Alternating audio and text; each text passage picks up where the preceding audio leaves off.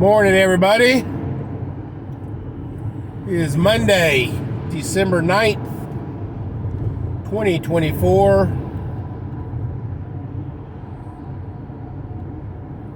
A couple of days before Christmas.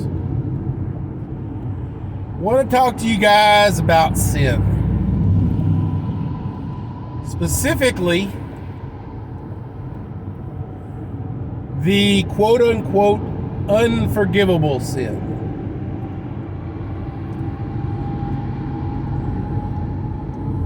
And if you do not know what the unforgivable sin is in the Bible, the unforgivable sin is to deny the existence of God.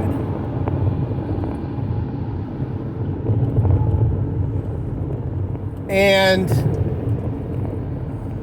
why is it that it is, of all the sins out there, unforgivable? When Peter, the rock, the lead disciple and apostle of Jesus Christ, denied Jesus 3 times.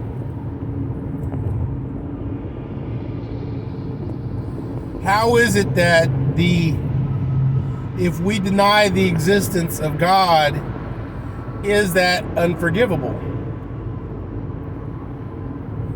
Well, technically, it is not unforgivable, guys. The reason it is unforgivable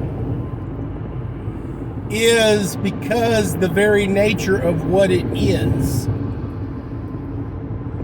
It is unforgivable because you deny the existence of that which can forgive you or offer you forgiveness of this sin,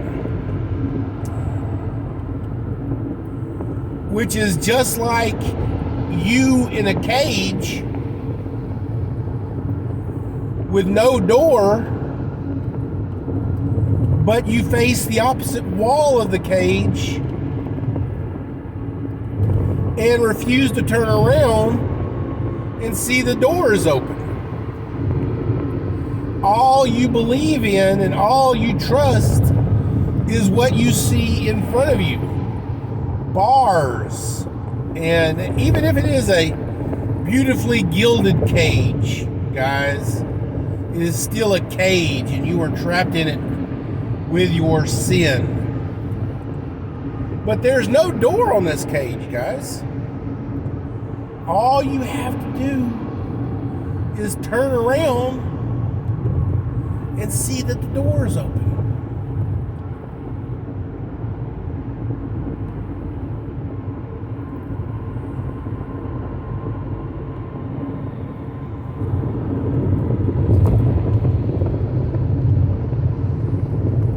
Guys,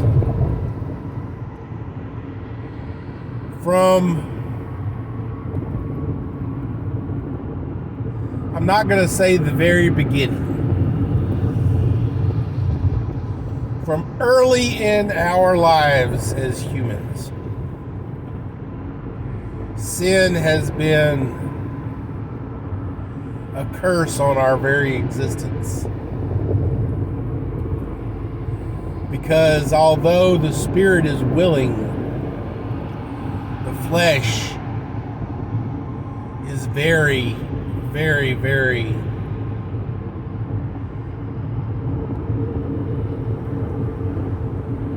susceptible to sin.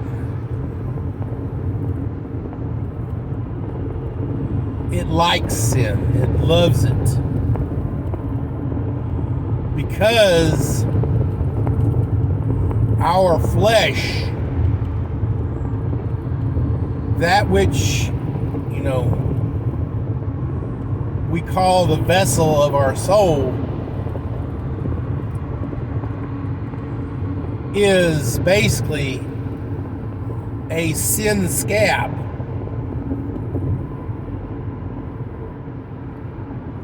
It is my belief that that which we call our soul was actually more than likely our true form in the garden. Because God said, let's make man in our own image. Why would God make all these spiritual beings, angels, seraphim, archangels, and things that exist on God's plane? Would he make man, quote unquote, in his image and not make him a spiritual creature?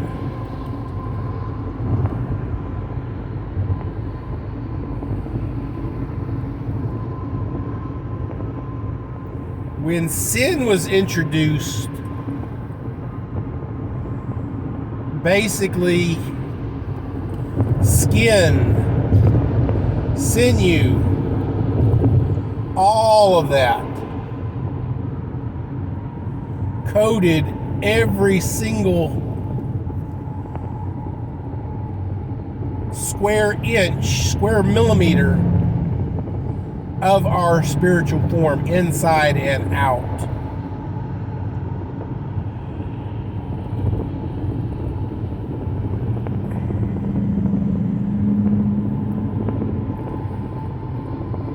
A lot of people think that the Noah movie with Russell Crowe, they get real critical of it, the rock monsters and stuff like that. Those were not rock monsters. Those were repentant angels. And much like God,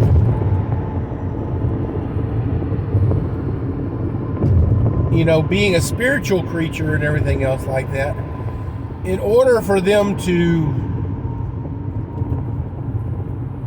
I guess, shield themselves, they were embarrassed of their fall, and they wished to return to the presence of God, and they coated their forms with what they had, which was rocks right then and there, and allowed them to interact with man in a more physical plane.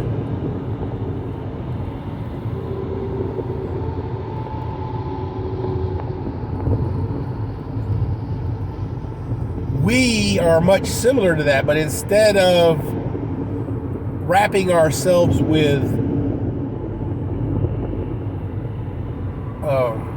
rocks and stuff like that, sin itself became flesh.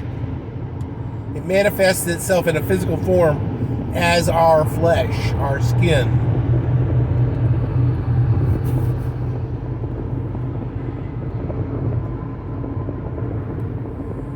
And as such, we could no longer look upon God.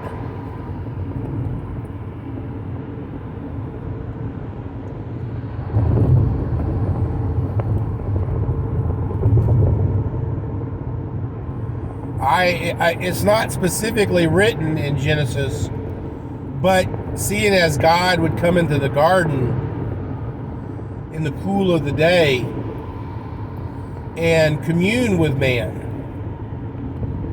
I believe that at that point in our lives, we could look upon God. because we were without sin.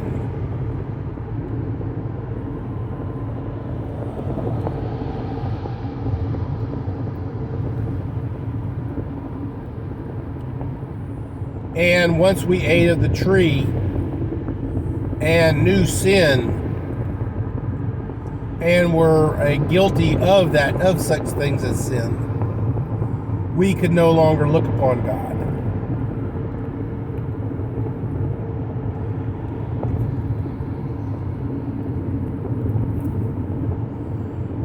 It's not specifically written in that part of Genesis during the garden time, because God does then, knit them clothing out of fig leaves to hide their nakedness and everything before he passed judgment and banished them from the garden, and at the same time cursing not only the ground outside of the garden. Because more than likely, guys, we like to think of the garden as kind of like, our own gardens. They're a separate part of our living space and stuff like that.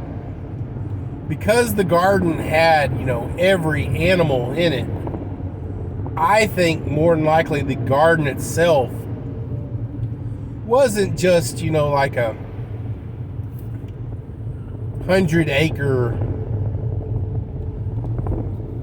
ranch kind of garden. More than likely, the garden was pretty much the earth.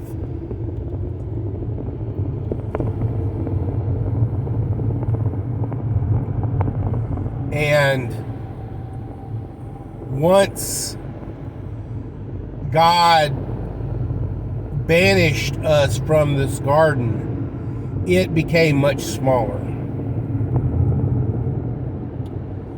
It was then the choices of the acreage and the rest of the world was, as the Bible preaches, cursed. And basically God gave the world, man had dominion over the world while he was in the garden, but when sin was introduced, man no longer had dominion over the garden, over all of the world.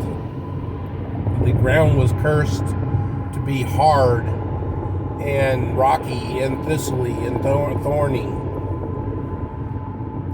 and produce thistles, thorns, and poisons and things like that. It wasn't all good to eat anymore,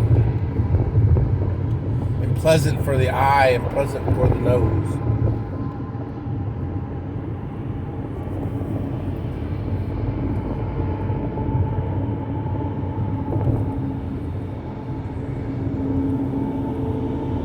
Dominion over the world was given to the serpent, Satan, Lucifer. Well,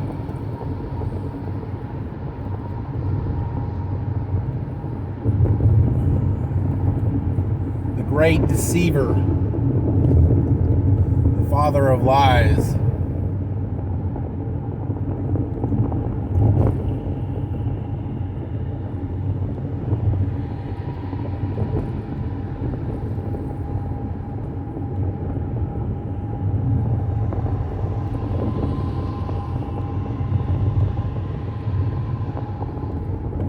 Ladies and gentlemen, boys and girls, children of all ages,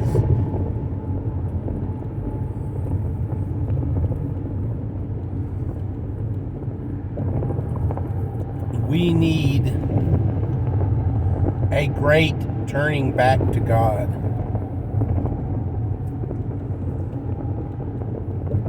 Hopefully, with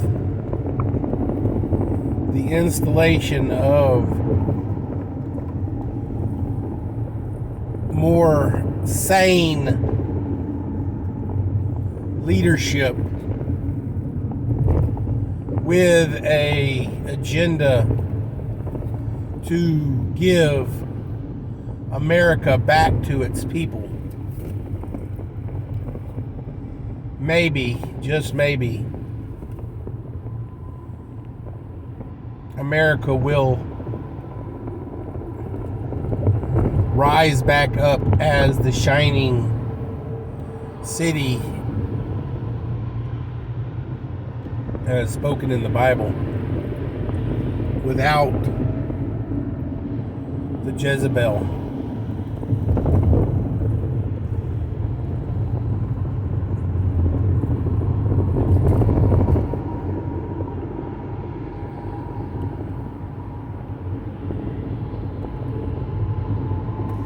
Let's go, Brandon.